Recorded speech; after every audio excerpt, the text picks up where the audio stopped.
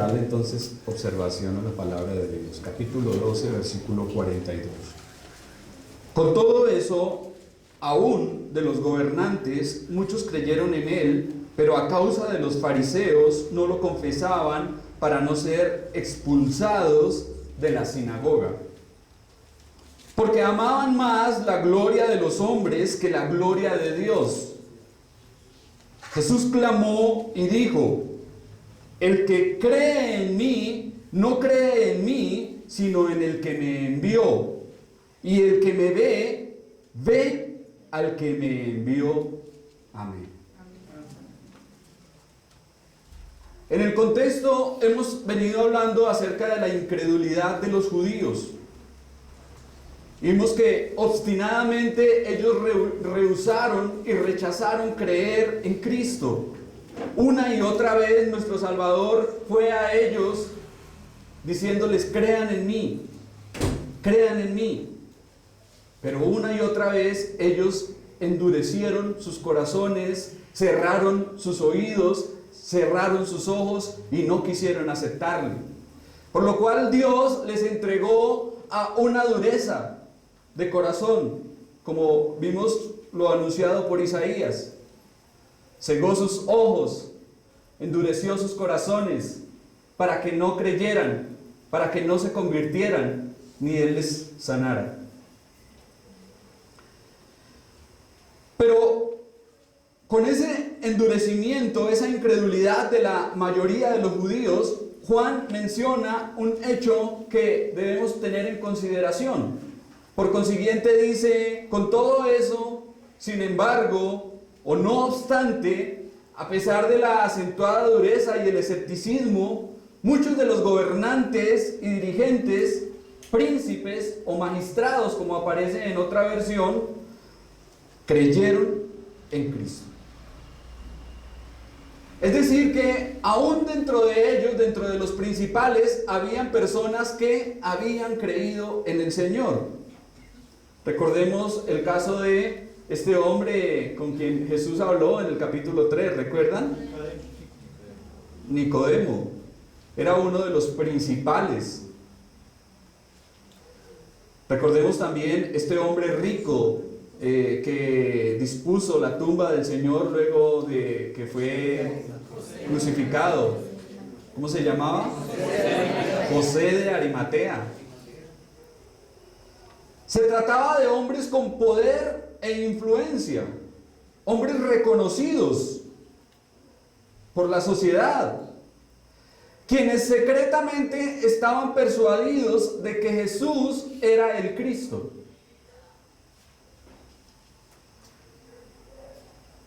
Creían en lo secreto de su corazón, pero tenían miedo de confesar su fe por temor a la persecución de los fariseos y a que los excomulgaran de la sinagoga. Eran cobardes que se guiaban por el temor a los hombres antes que el temor a Dios. En Apocalipsis se menciona entre los incrédulos, abominables, homicidas, fornicarios, hechiceros e idólatras a los cobardes. ¿Y por qué aparecen los cobardes entre esa lista de personas? Porque nuestro Señor Jesucristo dijo: el reino de los cielos sufre violencia y solo los valientes lo arrebatan. Los cobardes estarán fuera. Por eso nuestro Señor hace intensidad en el deber de confesarle. Y dice: os digo que todo aquel que me confiese delante de los hombres, también el Hijo del Hombre le confesará delante de los ángeles de Dios. Mas el que me negare delante de los hombres, será negado delante de los ángeles de Dios. En estas palabras nuestro Señor dice: si alguno me confiesa, si alguno me declara abiertamente delante de los demás hombres, yo también le confesaré. ¿En dónde? delante de mi Padre y delante de los ángeles en el cielo. Pero si alguno me negare, yo también le negaré. Estos creyentes de la secreta estaban intentando lo imposible: ser discípulos encubierta y solapadamente. Como dice un comentarista, o el secreto acaba con el discipulado, o el discipulado acaba con el secreto. Pero las dos cosas no pueden estar juntas. A donde hay una fe verdadera, habrá confesión de Cristo. No hay vacilaciones, no hay temores que lo impidan, sean cuales sean las consecuencias. No sabemos hasta qué punto la fe de estos hombres fue real y auténtica, pero lo que sí podemos ver por medio de las evidencias es que su forma de actuar, es decir, sus obras, contradecían a sus creencias. Siempre deben existir unas consecuencias lógicas entre nuestro creer y nuestra práctica.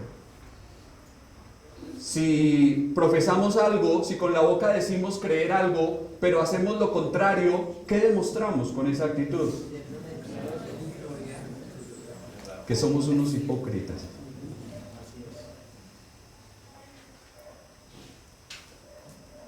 Termina el pasaje diciendo: porque estos hombres permanecían en silencio para no ser excluidos o expulsados de la sinagoga judía. Lo que más temían era la excomunión. Todo judío contemplaba con pavor el hecho de ser expulsado de la religión oficial de Israel, de la religión judía.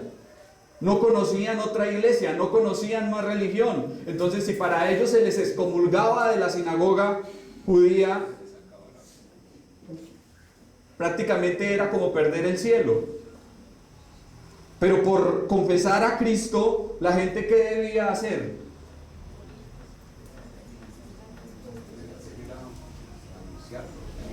Confesarlo, proclamarlo abiertamente, independientemente de si los expulsaban de las sinagogas, si los expulsaban del templo o del judaísmo, de donde fuera.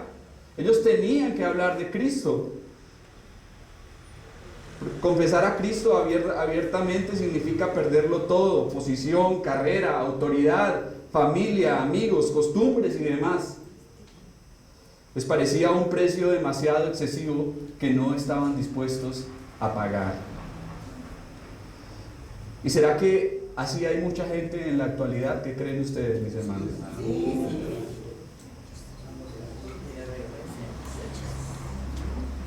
Creyentes que van ahí lejos del Señor para que no se les logre identificar. Son como vidrios sucios, por medio de los cuales se puede ver la luz, pero opacamente. Les atemoriza el qué dirán. Recuerdo un hombre en determinada iglesia, no acá, llegaba cada domingo al culto y sacaba una bolsa negra de basura, y pues a uno le parecía curioso verlo, y entonces empezaba a desenvolver la bolsa, y dentro de la bolsa sacaba un papel periódico ahí que envolvía algo. Finalmente quitaba el papel periódico y era la Biblia. Y al terminar el culto empezaba el proceso de envolver nuevamente su Biblia para guardarla, meterla debajo del brazo y salir de la iglesia sin que nadie lo observara. Así hay mucha gente. Así hay mucha gente. Lamentablemente, cuando el temor a los hombres sobrepasa el temor a Dios, algo anda mal y debemos examinarnos. Si a usted le importa más lo que piense fulanito o sutanito, si a usted le importa más lo que piense su vecino o su vecina o su amigo o su amiga o su compañero, que lo que Dios diga en su palabra, algo está mal en su vida. Debe examinarse, porque no está viviendo de acuerdo a la luz que Dios le ha dado. Es triste ver a tantos cristianos con una fe tan débil que no pueden decir que no cuando se les invita a pecar.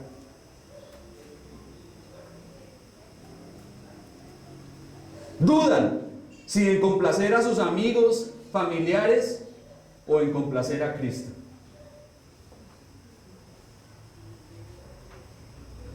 Quieren nadar en dos aguas. Como diría por ahí alguien coloquialmente, no son ni chicha ni limonada, ni una cosa ni la otra. ¿Será que el Señor se complacerá de esta clase de creyentes? No, los vomitará. De ninguna manera. De ninguna manera. Esta mañana mi hermano hablaba del martirio de Juan Hus. Y yo traje el martirio de otro hombre llamado Potín. Potín era un anciano de una iglesia y un hombre de edad muy avanzada. Sus enemigos se apoderaron de él cuando dirigía una iglesia como obispo. Era obispo de una iglesia. Tenía más de 80 años y se encontraba enfermo. Como apenas podía sostenerse y respirar a causa de sus enfermedades, se vieron obligados a llevarlo al tribunal. La enfermedad y la edad ya habían deshecho su cuerpo, pero su alma quedaba erguida para servir a Jesús. Mientras era conducido por los soldados, todo el pueblo le insultaba y daba voces contra él. Pero nada pudo abatir al anciano ni impedirle confesar lealmente su fe. Interrogado por el gobernador acerca de quién era el Dios de los cristianos, le contestó que si él fuese digno, lo conocería. Y enseguida fue bárbaramente golpeado sin tener ninguna consideración por su avanzada edad. Los que estaban cerca le herían a puñetazos y puntapiés, y los que estaban lejos le tiraban lo que hallaban. Apenas respiraba cuando fue llevado a prisión, donde 2 días después partió a la presencia del Señor.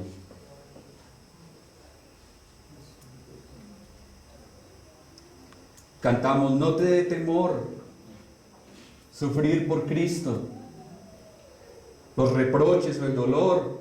Sufre con amor tus penas todas. ¿Cuál sufrió tu Salvador? No te dé temor morir por Cristo. Vía, verdad y vida es Él. Él te llevará con su ternura a su célico vergel. Entonces, ¿por qué nos avergonzamos del Señor? ¿Por qué muchas veces nos importa más lo que piense la gente o lo que diga la gente? ¿Por qué muchas veces buscamos complacer a las personas y no agradarle a Él? Versículo 43. Porque amaban más la gloria de los hombres que la gloria de Dios. Junto con los que se negaron a creer, muchos creyeron, pero se negaron a reconocerlo.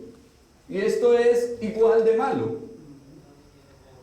Aquí se nos dice claramente cuál era el motivo que primaba en las mentes de los judíos cobardes. Por encima de todo, estimaban la opinión que de ellos tuvieran sus iguales y les importaba más el qué dirán que la gloria y la alabanza de Dios. Amaban la aprobación de los hombres más que la del Creador, y por eso no adoptaron una postura firme por Cristo, debido al temor de ser ridiculizados, rechazados, por el miedo a que la gente se burlara o se riera de ellos. En vez de soportar el rechazo por la causa de Cristo, querían ser halagados, elogiados y aplaudidos por el mundo. Sacrificaban sus propias convicciones por quedar bien y ser aplaudidos por los demás. No querían perder el prestigio ni la vanagloria que los otros le rendían. Eran unos desdichados porque ni estaban bien en el mundo, ni estaban bien con Dios. Nada parece tan difícil de superar como el deseo de complacer a los demás hombres y mantenerse bien con ellos. Es algo que se opone a que nosotros confesemos al Señor. Pero si pensamos detenidamente, la gloria de los hombres, ¿será que sirve para algo o aprovecha? ¿Para algo sirve la gloria de los hombres? Es vana, como un espejismo o una cortina de humo. No tiene trascendencia a la eternidad. Los mismos que un día aplauden, ensalzan y alaban a una persona, ¡uy, qué maravilla, que este hombre, qué grandioso! Al poco tiempo están diciendo, es lo peor que hay. Y lo hemos visto y lo vemos constantemente. Tenemos un ciclista aquí en Colombia que hace unos años ganó un Giro de Italia y una Vuelta a España. Y la gente, ¡uy, qué maravilla! Es lo mejor, es lo más grande, es la proeza del ciclismo. Y han pasado 3 años, no ha podido ganar el Tour de Francia y ahora le escriben que es un fracasado, que es un derrotado, que no sirve para nada, que mejor se retire, que es un inútil. Esa es la gloria del mundo. Esa es la gloria del mundo.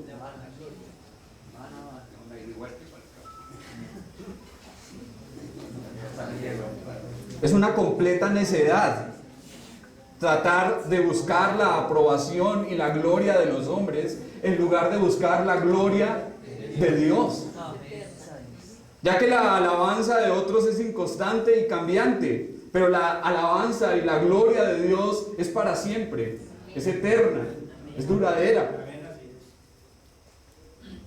Los hombres aquí descritos no estaban dispuestos a perder sus influyentes puestos ni el prestigio que tenían en la comunidad.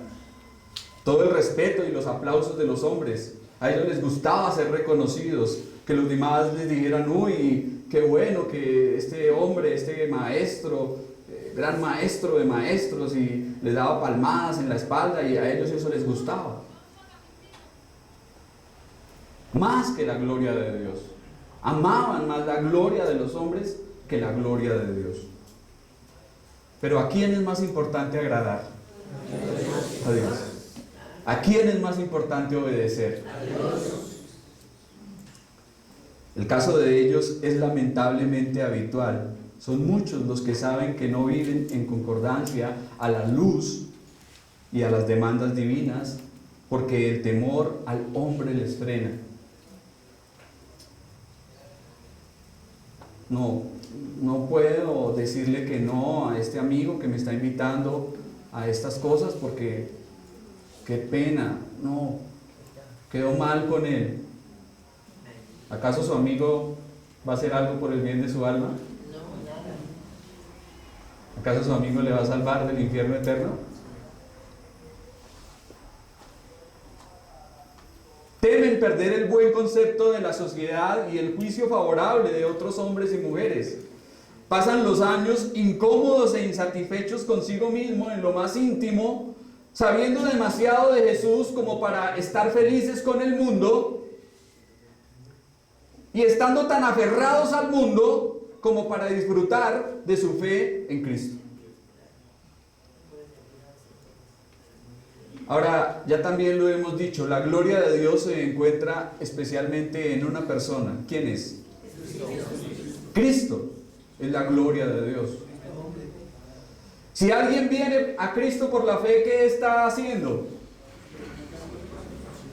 Dando gloria a Dios. Dios se glorifica de esa forma, salvando a pecadores. La gloria de Dios es Cristo. Por eso si alguien viene a Cristo, si alguien obedece a Cristo, cree en Cristo, le está dando gloria a Dios. Si queremos dar gloria a Dios, no dejemos de presentar a Cristo una y otra vez y compartirle y confesarle a los demás confiando en Él plenamente. Cuando Napoleón III estaba en su apogeo, pasaba por las calles de la ciudad y era ovacionado por el pueblo. Unos años más tarde cayó de su elevado trono, murió exilado de su país. ¿Y quién lo recuerda hoy en día? Muy pocos lo recuerdan, y si su nombre es mencionado, no lo es con amor ni estima. Muy poco duran las glorias terrenales. Cuán vacíos y breves son la gloria y el orgullo de este mundo. Si somos sabios, hemos de vivir para Dios y para la eternidad. Hemos de salir de nosotros mismos y no nos han de importar en absoluto ni el honor ni la gloria de los hombres. Versículo 44. Jesús clamó y dijo: el que cree en mí, ¿qué dice? No cree en mí, sino en ¿quién? En el que me envió. Probablemente este fue uno de los últimos sermones públicos pronunciados por nuestro Señor Jesucristo en Jerusalén, y se constituya en una especie de resumen y conclusión de todo su ministerio en esa ciudad. Es como una síntesis solemne. Y por consiguiente Jesús clamó. ¿Qué será eso de clamar? Cuando la Biblia dice que clamó, ¿qué será?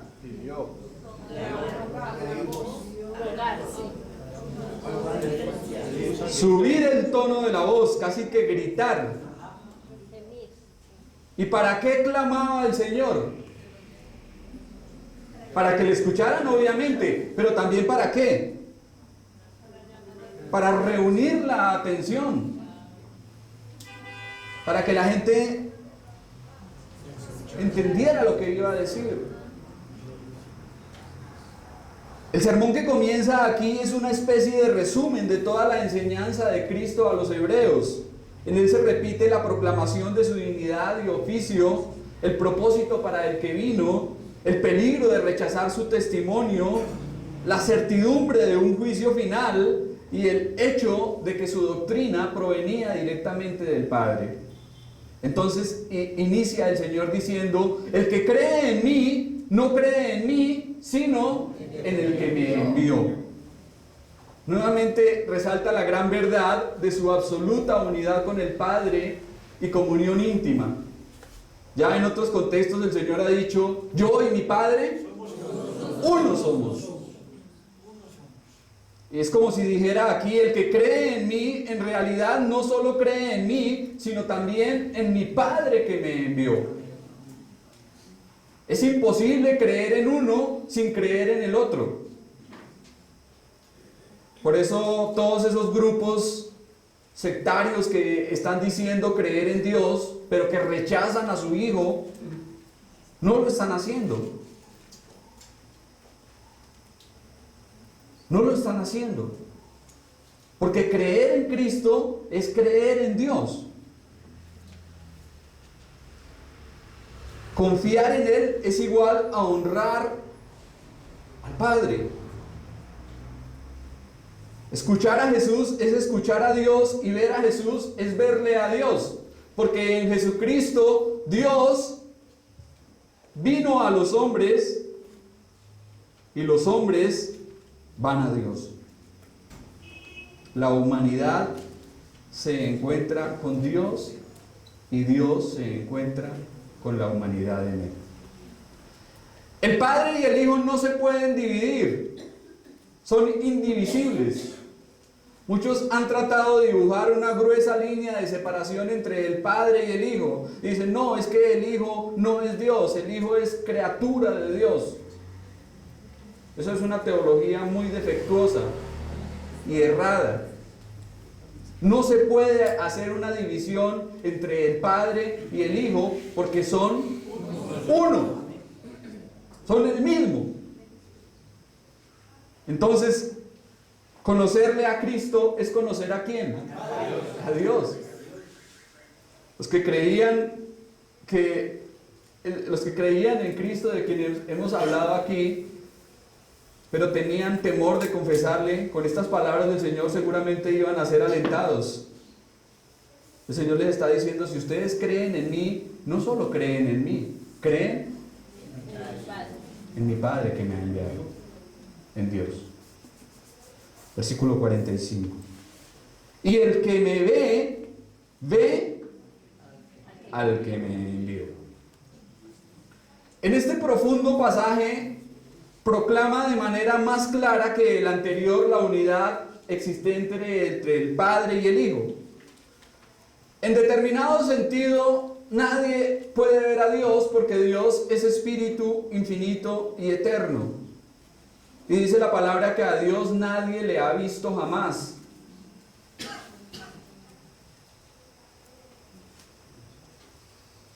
Es alguien a quien ninguno de los hombres ha visto ni puede ver.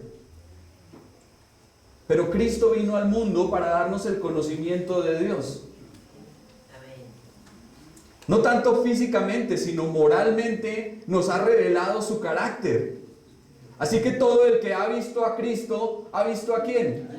Al Padre. Contemplando el resplandor de su gloria y la imagen misma de su sustancia.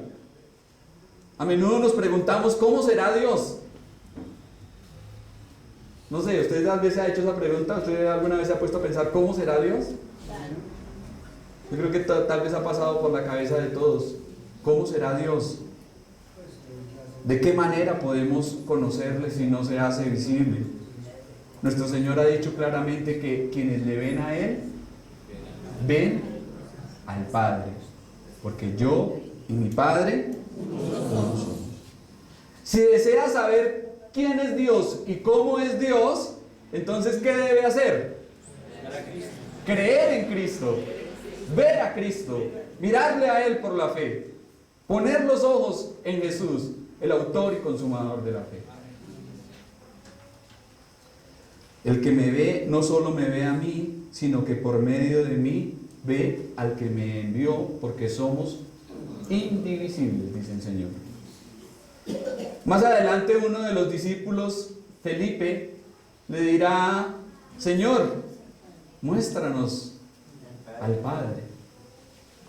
¿Y cuál es la respuesta que le da nuestro Señor a este discípulo? Hace tanto tiempo que estoy con vosotros, Felipe, y aún no me habéis visto. El que me ha visto a mí, ha visto al Padre, porque yo y mi Padre uno somos. Ahora, ¿cualquier simple hombre podía haber hecho estas declaraciones?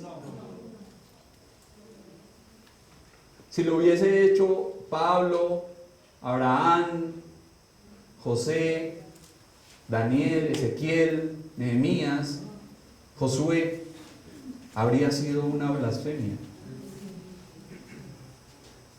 Ninguno de ellos podía decir esto. Solamente nuestro Señor. Y Él lo dice porque Él es Dios. A lo largo de todo el Evangelio hemos venido observando las evidencias claras y contundentes que nos muestra el evangelista en cuanto a la divinidad de Cristo. Por todo el Evangelio lo hemos observado. Una y otra vez se nos da: Cristo es Dios, Cristo es Dios. Estas cosas se escribieron para que creáis que Jesús es el Hijo de Dios y para que creyendo en su nombre tengáis vida eterna. Nuestro Señor es más que los profetas y patriarcas del Antiguo Testamento. De ellos se dice que fueron escogidos de Dios, enviados de Dios, amigos de Dios, pero de ninguno de ellos se dice que haya sido uno con el